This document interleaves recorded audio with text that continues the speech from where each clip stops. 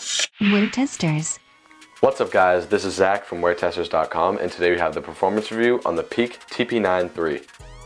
The traction on the TP9-3 is a wavy herringbone pattern with translucent rubber in the forefoot and solid rubber in the heel. Having a similar pattern to the Adidas Rose 5, I had very high expectations for the shoe. Unfortunately, those expectations were not met. The shoe is simply a dust magnet and constant wiping is required. I don't think the issue with the traction is the pattern itself, rather the rubber compound and the top coat that Peak used to coat the outsole. Fresh out of the box, the outsole felt very sticky, so when I took them to the hardwood, dust was an immediate factor. Sure, you'll be covered on clean courts, but with a few tweaks to the rubber compound and top coat, these could be phenomenal.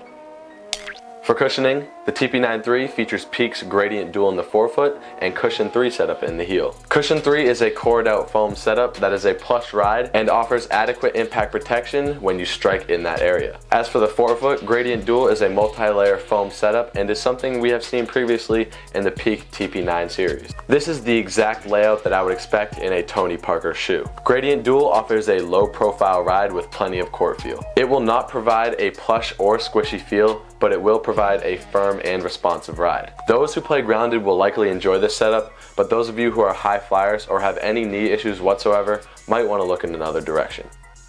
Materials on the shoe are what Peak is calling their Cool Free technology. Cool Free is a synthetic leather upper with perforations in the toe box and mesh vents along the midfoot of the shoe. Personally, it isn't my favorite setup. Synthetics usually require break-in time, and this shoe is no different. It took me about 4 hours to completely break these in, and as I just said, I just wasn't really feeling the setup. Synthetics don't flex as nicely with your foot as a mesh or woven upper does, and that's really where these went wrong.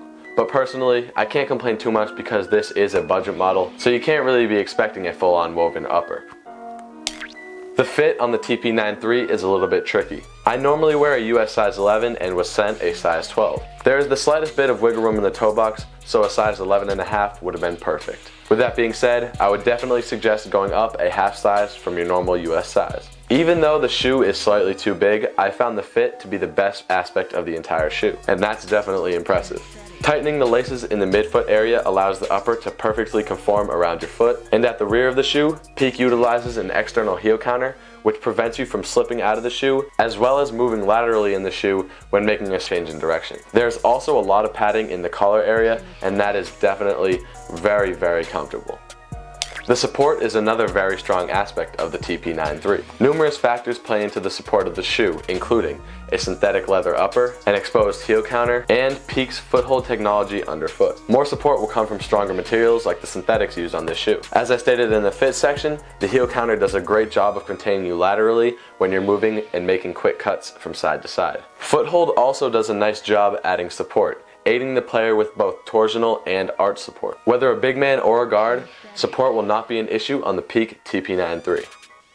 Overall, the TP9-3 is not a bad shoe in any one category, but it isn't amazing either. It's just an average shoe all around. Some players will definitely enjoy them more than others. Like all shoes, it's just about your style of play. I would definitely check these out if you're a grounded player, similar to Tony Parker himself, and are balling on a budget, because Peak does not retail their shoes at a very expensive price at all. That's just gonna about wrap it up for this performance review, guys. If you enjoyed it, please leave a thumbs up and also subscribe to the channel if you aren't already. I'm gonna have plenty more content coming soon, so make sure you guys are subscribed. You can follow me on Instagram, Twitter, and Snups at ZKAllDay1. I'm gonna have the links down in the description below. Make sure you check me out for all things kicks. This has been Zach from WearTesters.com with a performance review on the Peak TP9-3, and I'll see you guys on the next video. Have a good one. Peace.